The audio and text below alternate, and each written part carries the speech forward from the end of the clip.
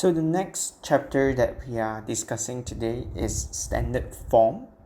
Okay, so you're required to transform certain numbers into standard form, and there's a specific format that you need to follow. So for the first question here, we have 1590 million. Okay, so you're required to change this 1590 million into 1.59. So you're required to count how many times you need to shift towards the left, okay, in order to make it 1.59. So in total, I shifted it by 9 times.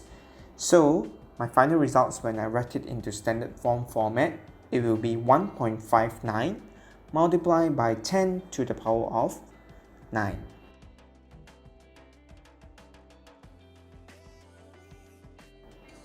Whereby for the question 2 over there, okay, we got 0.000000923. So you're required to change this into 9.23 multiplied by 10 to the power of negative 8.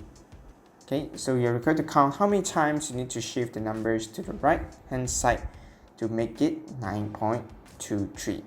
So in order for us to list it at 9.23, we actually shifted it to the right hand side by 8 times. Okay, so when you shift to the right, you're required to put a negative at the power.